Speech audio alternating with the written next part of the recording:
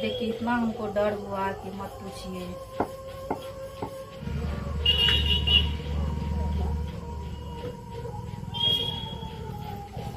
अकेले होने की वजह से घर का सारा काम जो है ना मेरे ही सर पे पड़ जाता है। हम दोनों आदमी कितना काम करते हैं, भर दिन व्यस्त रहते हैं।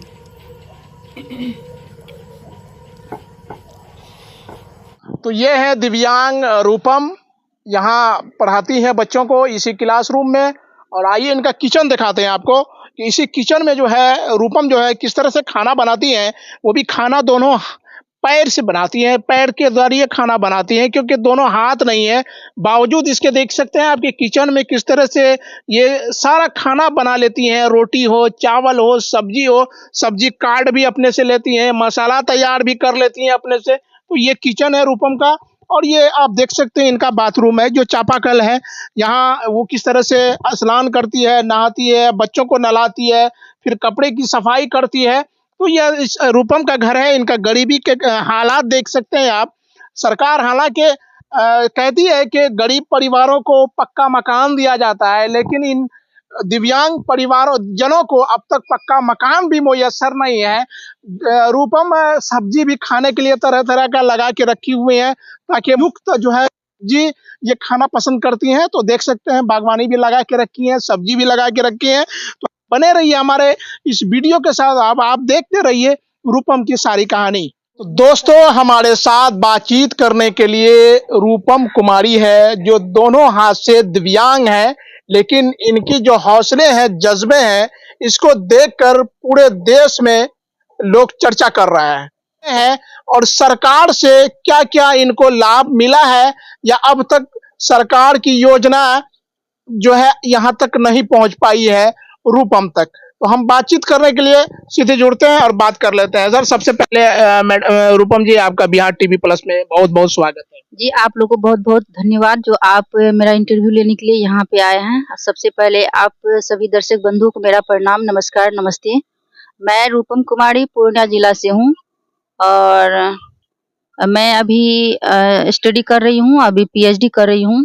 और आप लोग जो है अभी मैं मीडिया बंधु से भी मैं बातचीत कर रही हूँ। आप लोग देखिए, मेरी परेशानी को समझिए और मेरी जो प्रॉब्लम है उस प्रॉब्लम को इतना ना मतलब शेयर कीजिएगा कि ताकि सरकार तक पहुंच जाए। निश्चित तौर पे रूपम दोनों हाथ से दिव्यांग है। आप देख सकते हैं, एक हाथ इधर है और दूसरी हाथ ये आप दिखा सकते हैं, ये भी हाथ है। देखिए, दोनों हाथ से पूरी तरह से विकलांग है, लेकिन इनके हौसले और जज्बे देखेंगे तो वाकई जो है आप दंग रह जाएंगे। पीएचडी की तैयारी कर रही है, लास्ट ईयर से है शायद आपका। जी, मेरा ये लास्ट ईयर चल रहा है, मतलब सेशन मेरा पीएचडी का। कैसे पढ़ाई कर लेती हैं रूपम आप, जबकि आप दोनों हाथ से विकलांग हैं? कैसे कॉलेज जाती हैं, यूनिवर्सिटी जाती हैं, फिर आप कैसे लिखती हैं, कैसे एग्जाम में बैठती हैं, कैसे तैयारी करती हैं? फिर घर का भी ख्याल आपको रखना पड़ता है, आपको एक बेटी भी है। जी, मैं सारा काम पैर से ही करती हूँ।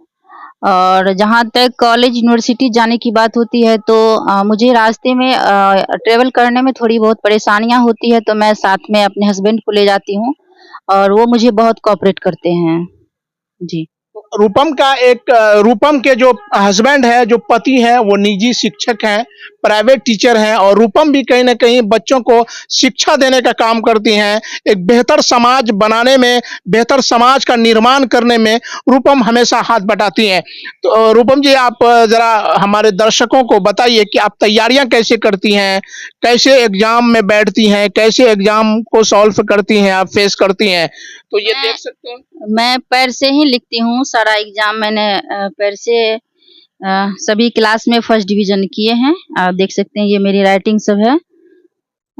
10वीं क्लास हो, 12वीं क्लास हो, चाहे बीए हो, और आप पीएचडी की पढ़ाई कर रही हैं। जी हाँ, मैं तो सारा देख सकते हैं इसका लिखने का जो रूपम का अंदाज है, देखिए किस तरह से पैर से लिखती हैं और पैर से लिखकर जो है एग्जाम को फेस करती हैं। और वाकई इनके जो हौसले हैं, जो जज्बे हैं, तो सभी लोग इनके जज्बे को देखकर सलाम करते हैं। और कहीं ना कहीं जो है अब इनसे हम ये जानने का प्रयास करेंगे कि ये देख सकते हैं कि रूपम कुमारी राइटिंग भी देख के देख सकते हैं कितनी सुंदर राइटिंग है, कितने बेहतर तरीके से लिखती हैं।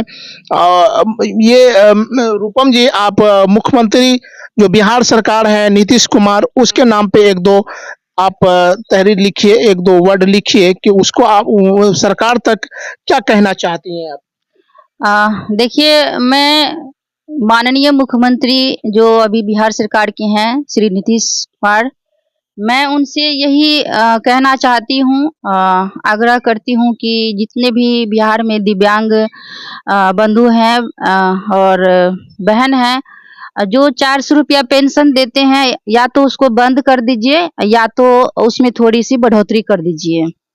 ये 400 में कुछ नहीं होता है, बस अभी भी मोबाइल का रिचार्ज भी महंगा हो गया है। आप लोग बता सकते हैं कि 400 में क्या होगा?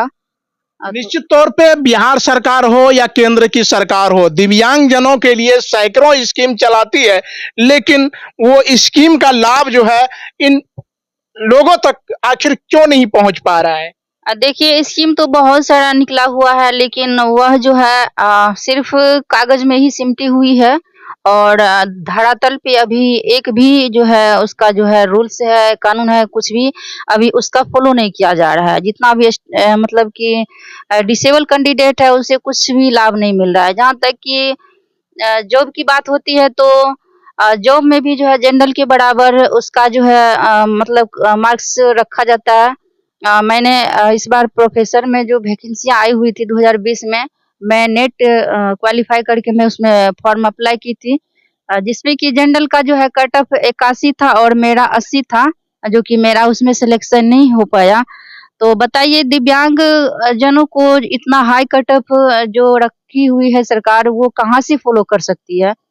तो मैं आग्रह करती हूँ कि जिस तरह दिव्यांग स्टूडेंट हैं और जिस जिस तरह एससी एसटी सब हैं, जिसको जिस मतलब आरक्षण अभी वो लोग को दे रहे हैं, उसी आरक्षण में दिव्यांग स्टूडेंट को भी रखा जाए, उसे भी लाभ दिया जाए ताकि वह अपना जीवन यापन कर सकें। रूपम, दो चार लाइन आप सीएम नीतीश कुमार तक जो बात आप रखना चाहती हैं, दो चार लाइन आप लिख के हमारे दर्शकों तक बताएं कि रूपम खुद चल के अगर जाने में कठिनाई हो तो कम से कम लेटर के माध्यम से सीएम नीतीश कुमार तक अपनी बात पहुंचा सकती है। तो लिखिए दो चार वर्ड आप, और कि आप कहना क्या चाह रही हैं बिहार सरकार को, केंद्र की सरकार को। देखिए रूपम दोनों हाथ से दिव्यांग हैं, लेकिन इनका जो लिखने का हुनर है, जो तहरीर है, वाकई देखकर जो है सब लोग हैरान हैं कि दोनों हाथ रहने के बावजूद भी लोग उस तरह से नहीं लिख पाते हैं। लेकिन रूपम जो है पैर से देखिए किस तरह से लिखते हैं, और देखिए नीतीश कुमार से गुहार लगा रही हैं, बिहार सरकार से ये गुहार लगा रही हैं।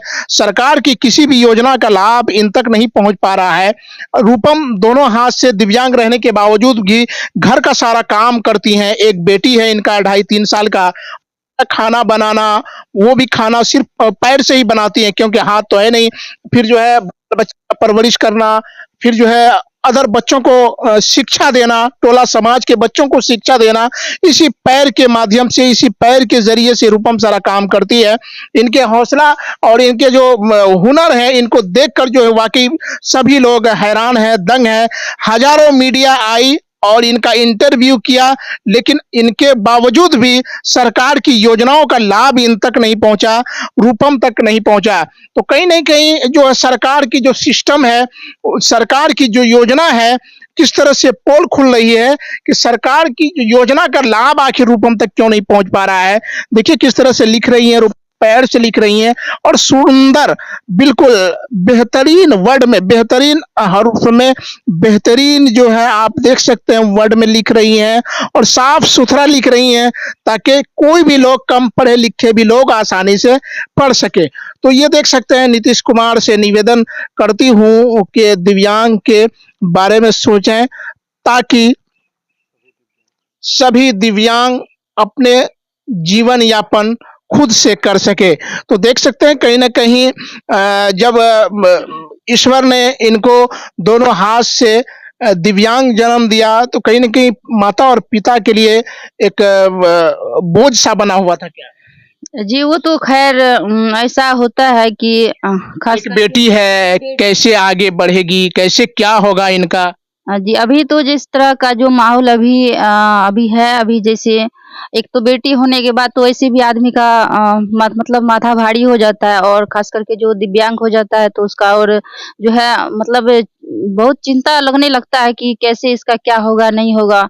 तो ये बहुत मतलब कि सोचने वाली बात है। एक तो मतलब फैमिली से उतना अच्छा मोटिवेशन नहीं मिल पाता है, उतना अच्छा केयर नहीं हो पाता है और सरकार भी जो है उसे तुच्छ दृष्टि से, हीन दृष्टि से देखती है ताकि वो लोग जो है दिव्यांग सब जो है ऐसे ही मर जाए, हर जाए या भीख माँगे। बताइए ये तो अच्छी बात नहीं है, सभी को जीने का जो है अधिकार है, सबको अपना-अपना अधिकार मिल रहा है तो दिव्यांग को क्यों नहीं मिलना चाहिए? उसे भी अधिकार मिलना चाहिए। निश्चित तौर पे जो रूपम है, ये रूपम पीएचडी का ही कोर्स क्यों चुनी? अ, देखिए मेरे लिए वैसे भी तो मेरा सपना था सिविल सर्विस में जाने का लेकिन मेरा आर्थिक स्थिति ठीक नहीं थी तो मैं मतलब शिक्षा सेवा को ही मैं चूज़ की और उसी का मैं तैयारी अभी कर रही हूँ। निश्चित तौर पे सरकार की योजनाओं का अगर लाभ रूपम तक पहुँचे तो रूपम कहीं न कहीं आत्मनिर्भर बन सकती है, अपने आप को जो है बिल्कुल मजबूत हो सकती है, अपने आर्थिक स्थिति को ठीक कर सकती है। तो ये देख सकते हैं मैंने आपको रूपम की कहानी से आप तक रूबरू करवाना चाहा। अच्छा